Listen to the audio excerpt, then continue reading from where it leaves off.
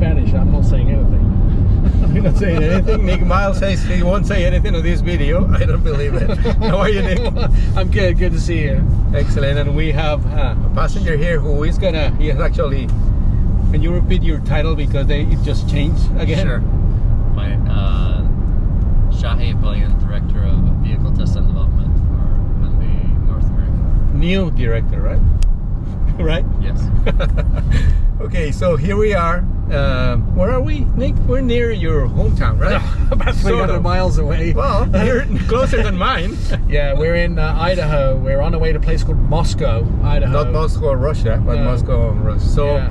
we are driving for the first time the 2020 Hyundai Palisade, and there's an embargo on driving impressions. So Yeah. what does driving impression mean? Explain to the people. Well, so driving impressions would be any verbalization of how we feel that it drives. So telling you, for instance, if I was talking about, I don't know, Suspension, steering. yeah, so a Nissan Frontier, I could say the braking is a little harsh. Yeah. So that would be a driving impression, my impressions of the driving. So we cannot talk about driving impressions, but we could reference things. Well, we can talk about what we already know about the car. This is Yes.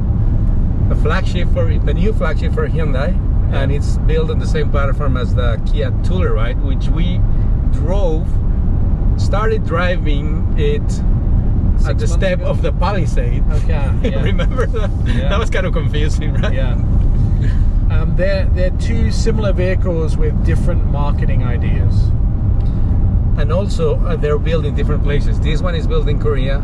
The Telluride is built in Georgia, and that's why the Telluride is already in the market, and this one for a couple months already, and this one is just hitting the dealerships now. Yeah. And this has several features that the Telluride does No not. driving impressions. Features. Oh, features. Okay. that the Telluride doesn't have. So I think Hyundai are very proud of some of their features. Yeah, one that I really like is the one that lets you know or show you the blind spot in the camera on the instrument cluster. That is available on the Telluride, but the Telluride it It's shows in the up middle. in the Yeah, center, yeah. and this one it shows up on the right or the left gauge. And this is a full TFT screen here. Yeah, so 3 rows of seating, up to 8 people. This one has the cabin chairs in the second row, so it'll be 6. Oh no, 7, right? Yeah, I'm bad with math, right? Can you 7-seater, tell? and then there's an 8-seater.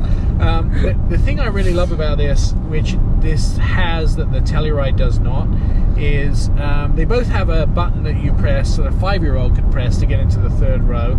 Really interesting and easy ingress and egress of the vehicle. But this has molded plastic handles in the side of the vehicle, so a child can put their hand on the inside and pull themselves up. And my dad, who is almost, he's in his late 70s, he always has trouble getting in higher vehicles, and he's always looking for a handle. This handle is down low, so a child can get it down low. Plus there's 2 steps to get into the back, which I think is great. But I bet the favorite button that you like to push in this car, and I'm gonna hold the camera here now, is this one. When you're driving, The cup button. You want me to push do it. So when you want cup holders, you... There you go. Magic. So a lot of attention to detail everywhere. Like, this is not officially a luxury vehicle, but you can see everywhere you touch, everywhere you see nice materials. I mean, this is obviously not metal, but it's like really well done. Like, the texture is really nice to the hand, to the touch. Push button transmission. Buttons are really easy to find stuff. Auto hold, heated and cooled seats. I love the fact that heated and cooled seats are really easy to find. Yeah, right there. Because that's the one thing that you want to do when you're driving. You'll be sitting in the seat going, I'm too hot, or I'm too cold. And so you're always looking for where's the button. 1, 2, 3, 4, 5, 6 different driving modes. This has the V6 engine, 291 horsepower, right? All-wheel drive, obviously. It's capable of a lot of off-roading, which we won't be doing a lot today. The way they've packaged this vehicle is interesting too. In the competition, you can only get captain's chairs in either the top trim levels. This, you can get captain's chairs anything but the step up from the base model. Plus, they've also packaged it where you can get front wheel drive in the top trim levels, which you can't in some of the competition. You have to buy all-wheel drive once you get up into the upper trim levels. So speaking of the competition, obviously it goes against directly with the Telluride, but also the Volkswagen Atlas, the Traverse, Chevy Traverse, the Honda Pilot, Subaru Ascent. the Subaru Ascent. So there's a lot of competition in this segment. Some of those models are completely new, like the Ascent and the Atlas. And just the Explorer too. The Explorer, The Explorer, which we drove last week, Yeah. which is under embargo too. Yeah, but the Explorer is actually just slightly longer than this. Yeah. And I think the Explorer had to do that because it had to get a bigger footprint for the fuel economy.